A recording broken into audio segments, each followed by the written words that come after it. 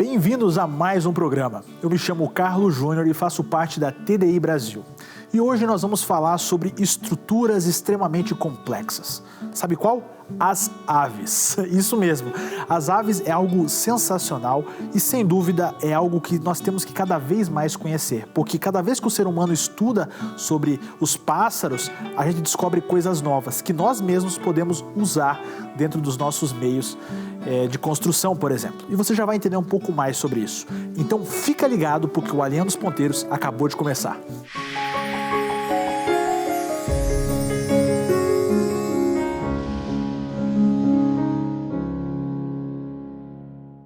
Gente, cada vez que a gente estuda, por exemplo, sobre os voos das aves, a gente aprende algo novo, até mesmo para usar na aviação, sabia disso? Quase todos os aviões que a gente verifica hoje dentro dos aeroportos e dentro do momento de construção deles, foram baseados nos estudos em cima dos voos das aves. Porque desde o início, quando o ser humano teve o primeiro contato com os primeiros pássaros, ele verificava como pode essa espécie estar voando. O que faz ela voar? Como ela consegue ficar parada no ar e voando? Como assim funciona? Será que ela fica parada no ar ou não? Qual é a explicação para isso? Então, cada vez que o homem estuda essa possibilidade, ele fica cada vez mais encantado. E, gente, nós vamos ver agora uma palestra sensacional com o Daniel Trindade, ele que é químico e engenheiro, e ele vai estar falando sobre o voo das aves, se isso pode ser resultado da evolução ou através de design inteligente. Então preste muita atenção, porque vai ser uma aula fantástica com o Daniel Trindade. Daqui a pouco eu estou de volta. É com você, Daniel. Eu sou um amante da aviação e eu sempre observava o funcionamento dos aviões, sempre mexi muito nessa área. E um dia, então, eu passei a observar os pássaros e a gente sabe na história da aviação que muitas das coisas ao qual a aviação moderna ela tem hoje, muitas das tecnologias foram inspiradas na natureza. E aí me veio a pergunta, então, a gente tem tantos aviões altamente tecnológicos, com radares, com tantas tecnologias avançadas, que foram necessárias mentes para poder criar todos esses mecanismos, mas e os pássaros? Será que eles foram ao acaso? Será que foi acéfalo? Será que foi sorte que eles tiveram? Então eu decidi estudar um pouco mais a fundo o funcionamento do voo, o funcionamento de geolocalização, como funciona a musculatura das aves, e eu vi que cada detalhe mostra um designer, um engenheiro da aeronáutica que era especialista, o maior de todos. Foi necessário para projetar cada detalhe que nós vamos ver aqui nessa tarde nas aves. Eu quero pedir para vocês acompanharem, então, nessa palestra magnífica sobre esses animais tão incríveis que são as aves. Então, para a gente poder começar essa apresentação, vamos entender um pouco sobre o básico do voo, que é dividido em 3 partes. A primeira delas é a decolagem. Então, o momento em que o pássaro ele sai do solo em direção ao segundo passo, que seria o voo. Então, o voo é o quê? O bater das asas e o planar do pássaro. E vamos à mais complicada delas, então, que seria o pouso. E é o mais complicado mesmo. Aquela gaivota sou eu na vida, todo estabanado, pessoal. É basicamente eu grande desse jeito, pesado desse jeito. Provavelmente eu seria uma gaivota se eu fosse uma ave. Então, esses são os 3 passos principais que uma ave ela tem que fazer na sua vida, né? Que é, então, a decolagem, o voo, o pouso. O pouso sendo o mais complicado dos 3, aqui exige a maior parte de inteligência, não somente na natureza, mas também na nossa aviação moderna. Sabemos que o pouso é onde é mais necessária a atenção dos nossos pilotos. Então, existem 4 forças envolvidas. A somatória dessas forças, elas vão determinar a direção que o pássaro vai. Então nós vamos ter a primeira força delas, que é a força de sustentação. É esse lift, é uma força que aponta para cima. E essa força de sustentação é a força que sustenta o pássaro no ar. A passagem de ar nas asas gera uma força ascendente, ou seja, de baixo para cima, sustentando então o pássaro no voo.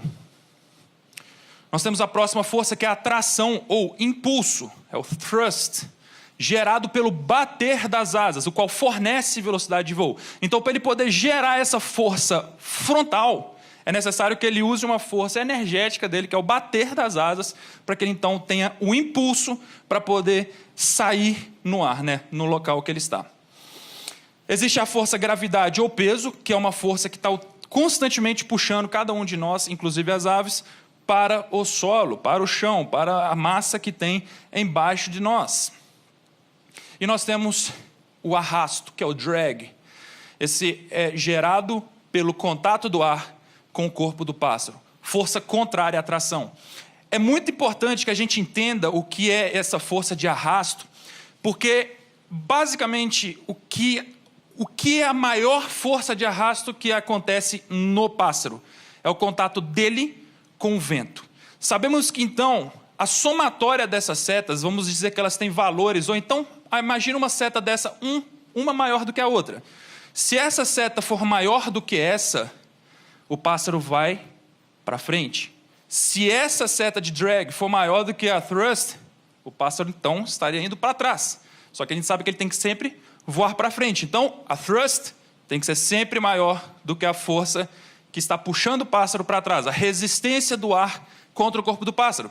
E assim a gente sabe que a sustentação vai ter que empurrar o pássaro para cima, também é uma força que tem que ser constantemente trabalhada contra aqui a gravidade.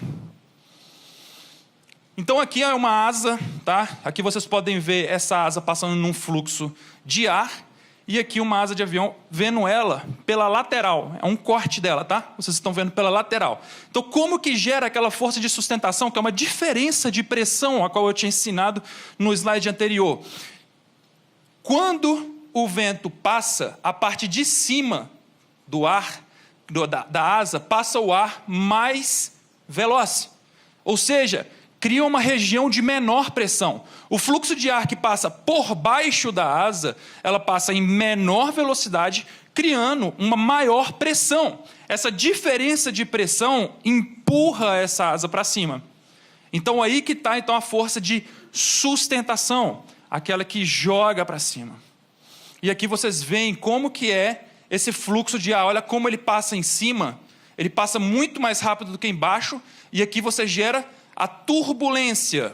E essa turbulência aqui, a gente vai entender um pouquinho mais dela, um pouco mais adiante na palestra.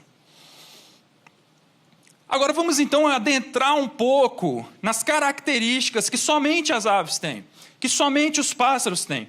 Será que o corpo dele é preparado? Porque todos nós sabemos o quê? Que para você poder detectar uma inteligência, você precisa de propósito, você tem que ver propósito nas coisas, você tem que ver características específicas. Não são características aleatórias, são específicas. E no pássaro nós sabemos que uma das coisas que ele tem que mais fazer, e tem que fazer com excelência, é voar. Será que o corpo dele é preparado para isso? Tem questões específicas no corpo do pássaro? Vamos entender um pouquinho. As penas. O pássaro ele possui diversos tipos de penas. E cada uma delas possui funções específicas. Nós temos, por exemplo, penas que são encontradas nas caudas das aves. Nós temos as penas que são encontradas, na sua grande maioria, nas asas, que são penas de voo, específicas para poder cortar o ar. Olha só, normalmente essa parte aqui está em contato constante com o ar. Nós temos penas de contorno, como essa, que são penas que preenchem o corpo do pássaro. Essa aqui, para mim, é a mais incrível de todas, que é a filopluma. Essa filopluma, o objetivo dela é sensorial. É sensor. É como se fosse um bigode de gato. Ele consegue sentir questões na atmosfera através desse tipo de pena.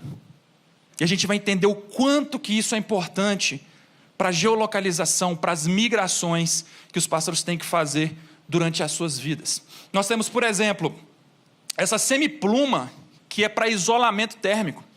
As aves elas voam em altas altitudes. E quando elas têm que voar em altas altitudes, sabemos que a temperatura cai. Para isso, ela precisa de um revestimento para manter ela aquecida. Isso é incrível. tem penas de diferentes tipos, com diferentes objetivos, para que então o pássaro consiga sobreviver e ele consiga voar. E não somente voar, mas voar muito bem. Então, partindo somente aqui das penas, nós já vemos questões específicas que foram feitas para isso. Para sensores, para aquecimento, para voo. Nós temos os ossos. Os ossos das aves, eles são chamados de ossos pneumáticos. É incrível esses ossos pneumáticos, porque a parte interna do osso, isso aqui é um osso cortado, tá? A parte interna dele é cheio de orifícios. E esses orifícios, eles são preenchidos com ar. Para vocês terem uma ideia, isso aqui é um osso humano.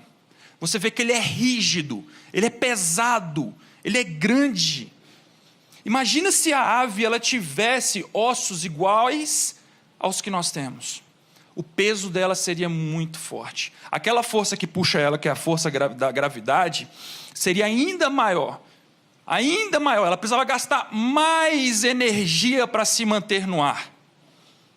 A gente vai ver um pouco mais adiante que as migrações, a gente tem aves que passam cerca de 9 meses de migração. Nós vamos ver que o voo delas, eles precisam gastar pouca energia. E para isso elas têm que ser leves, possuindo ossos que são preenchidos com ar, que diminui o peso da ave, diminui seu peso específico. Aqui está um exemplo, né, de como seria internamente um osso humano e um osso, né, que é os ossos pneumáticos, que são os ossos das aves. Vemos mais uma vez, propósito, o osso ele tinha que ser assim. Se fossem ossos pesados, a ave já não conseguiria ter mais uma eficiência de voo tão boa. Talvez com muita força conseguiria sair do solo, mas a sua eficiência seria muito baixa. Aqui tem algo simplesmente magnífico, que é a quilha ou carena, né? E eu chamo isso de um sistema de polia que é feito. Então a quilha ou carena é um osso que fica aqui, ó, no abdômen da ave. E esse osso ele é muito específico. Se vocês olharem nessa imagem, ele é exatamente esse T aqui, ó. Esse T em laranja. Esse osso ele é responsável por fazer todas as conexões musculares dos músculos responsáveis pelo bater das asas. E o mais incrível de tudo é que esse músculo que se liga aqui embaixo, ele passa por cima dos ossos e faz esse sistema de polia. Olha só, ele entrelaça nos ossos, ligando a esse osso da asa, o qual se mexe, e aqui a contração, então, das musculações, fazem o quê? Faz com que a asa se mova, ela bate. É impossível você imaginar que um sistema altamente complexo, entrelaçado entre os ossos, fazendo essas ligações aqui, com esse osso, que é a quilha ou carena, que é específico para fazer essas conexões musculares. Você tinha que ter desde o início aquele osso. Se você não tivesse aquele osso desde o início, não tinha como. Era um sistema altamente complexo, simplesmente incrível, uma obra da engenharia. E toda a musculatura, toda a movimentação das asas consegue vir um pouco para frente, consegue vir um pouco para trás, consegue subir, consegue descer, tudo responsável por todo esse sistema muscular e graças também a essa quilha ou carena. Simplesmente incrível. Nós temos essa glândula uropigiana, vocês podem observar aqui, ela fica localizada bem na cauda do pássaro. Tá? Aqui vocês podem observar um pato, ele está passando então o seu bico nessa glândula. Por que ela é tão importante, essa glândula? Essa glândula é uma glândula sebácea que ela gera uma espécie de óleo. Ela faz um óleo, o qual a ave, ela bica a glândula, ela molha então o seu bico com a glândula e passa em pena por todo o corpo dela. Olha só, passa e vai, ó, se banhando com aquele óleo. Simplesmente maravilhoso. Para que serve esse óleo, Daniel? Porque a gente está olhando um pássaro ali se mexendo, entendemos como que funciona a glândula, mas para quê? Ela faz um revestimento em volta das penas, o qual faz com que aquele atrito do ar que a gente viu lá no início, que gera uma força contrária ao voo dela, seja diminuído. ela consegue fluir no ar de uma maneira mais simples, sem ter tanta resistência do ar contra ela. Isso é simplesmente incrível. Além disso, ela é muito importante para aves marinhas. É o que faz, por exemplo, os patos boiarem. É o que faz a ave ficar na superfície da água. Simplesmente maravilhoso. Ela tem um propósito. Ela está ali num local onde a ave ela já tem um manualzinho de instrução. Ela sabe que se ela for naquela glândula, ela molhar o bico, ela passar pena por pena, a eficiência de voo dela vai aumentar. Ela vai conseguir boiar na água. Se ela pegar um ar muito úmido, aquele ar não vai incrustar na pena dela, ela vai cair igual uma pedra do céu. Aquela água ela vai escoar, ela vai ter mais tempo para poder conseguir algum local para poder pousar. Quando a gente tem um olhar sobre a engenharia de algo como isso, só que dentro da natureza, de você falar, qual que era a necessidade?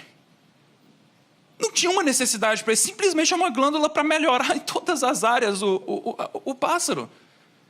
Possui propósito, possui uma função. E ela sabe exatamente como usar. A gente às vezes olha para um pássaro e fala, o pássaro tem um cérebrozinho pequenininho, né? Ela sabe como usar, ela entende.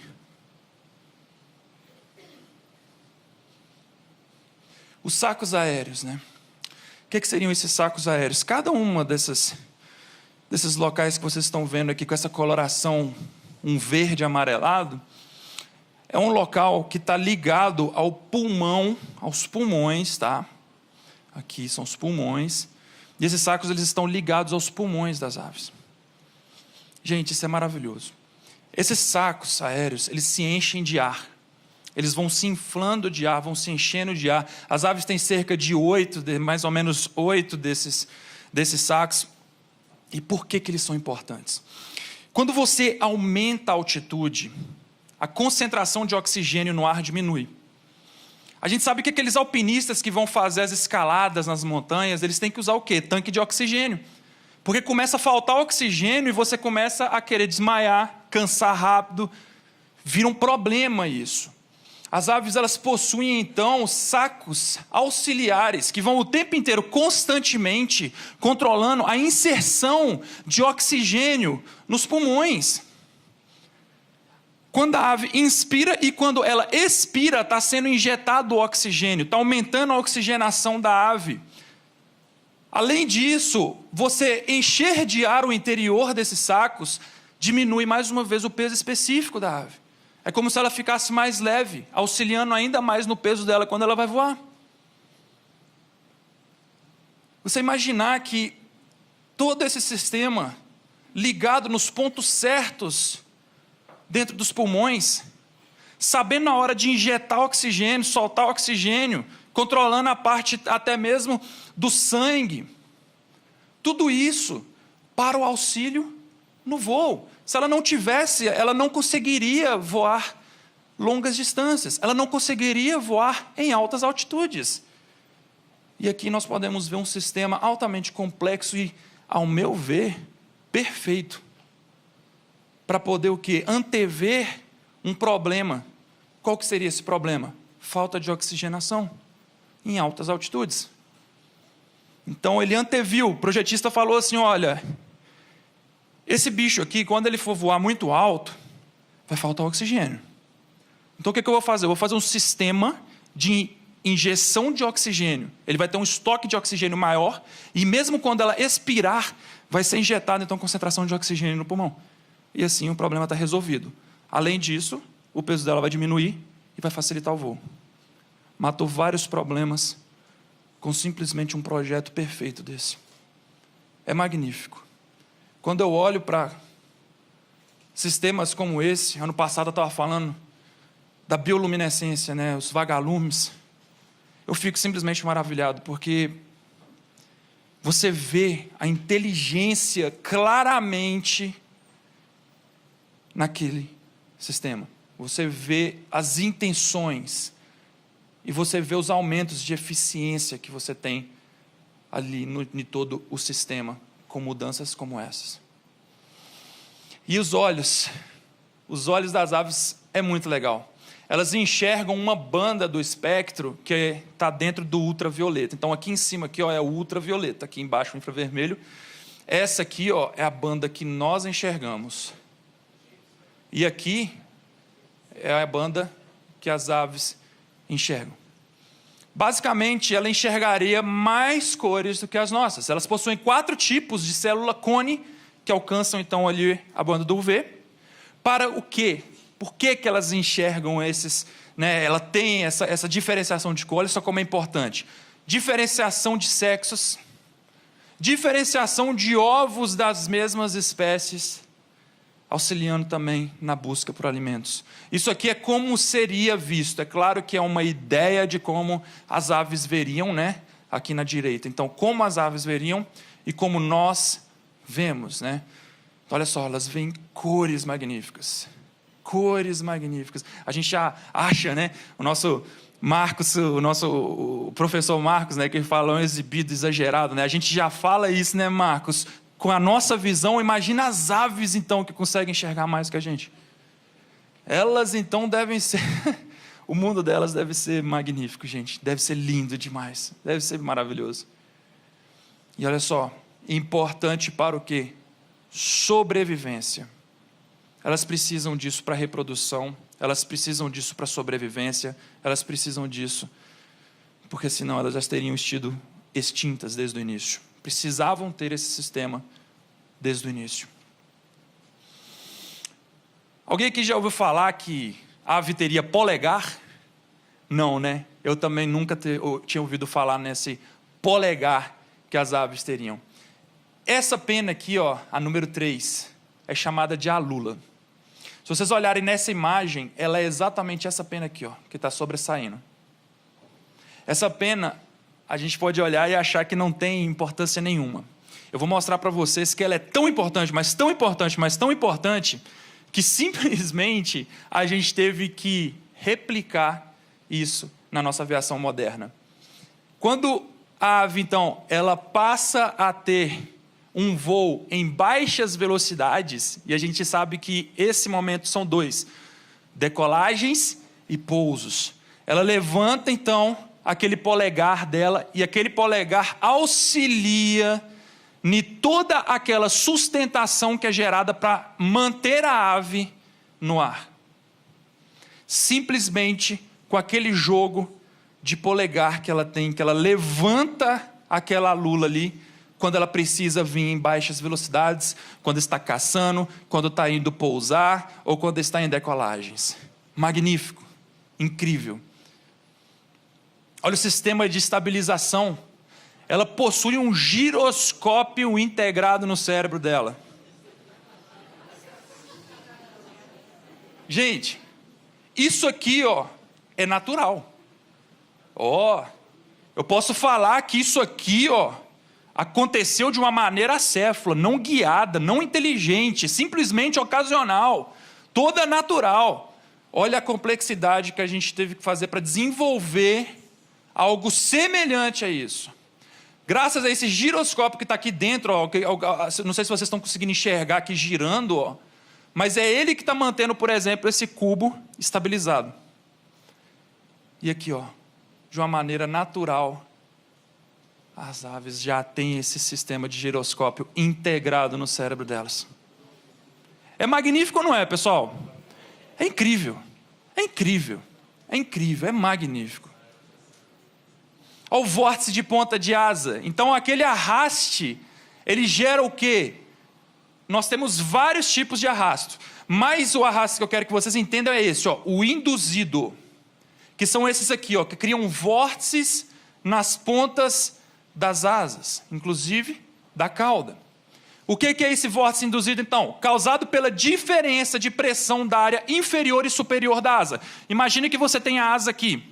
A diferença de pressão que a gente viu, de baixo era maior e de cima era menor. Quando chega na ponta da asa, você tem, então, um ar que sobe. E quando esse ar sobe, ele gera um vórtice.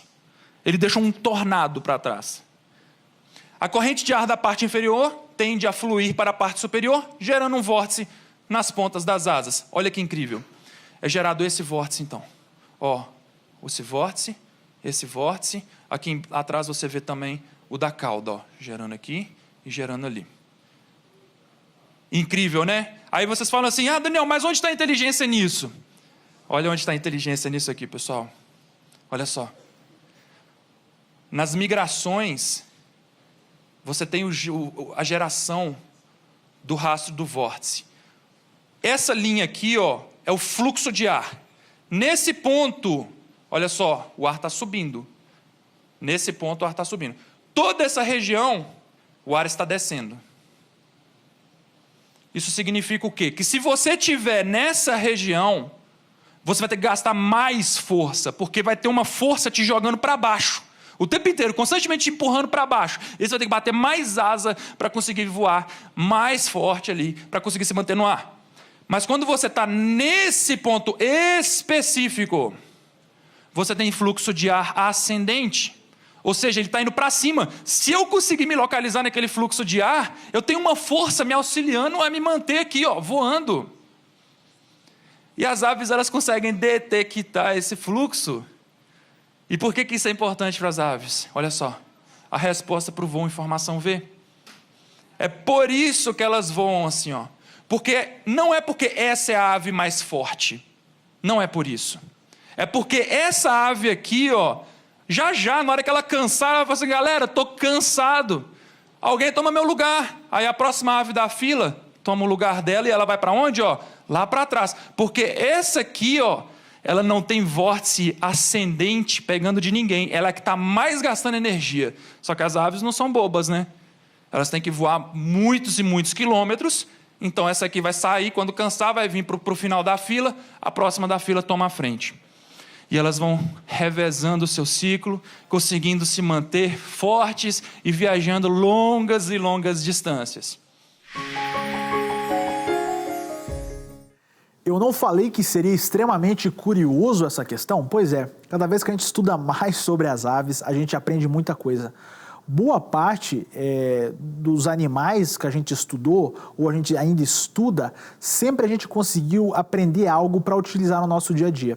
Vocês sabiam, por exemplo, que o trem-bala ele foi inspirado em um pássaro por causa daquele bico? Porque o que acontece? Quando que é o martelinho o nome do pássaro que foi inspirado. Esse martelinho ele tem como se fosse um bico, bem grande assim. E o que acontece? Ele consegue voar muito mais rápido do que os outros pássaros. E aí os cientistas foram pesquisar para ver por que ele voava tão rápido assim. Eles descobriram que era por causa do formato do bico do martelinho. Então o que acontece? Por causa disso, quando eles montaram a estrutura do trem-bala, por exemplo, eles se inspiraram no martelinho, porque eles viram que se a estrutura do trem-bala ela fosse de acordo com a estrutura do martelinho, né, tendo aquele bico mais alongado, então o trem-bala andaria muito mais rápido. Então dessa forma nós aprendemos com a natureza utilizar as coisas no nosso dia a dia mesmo. Isso é muito fascinante. E vocês viram como a explicação do Daniel, como as coisas são finamente ajustadas e como as espécies foram projetadas.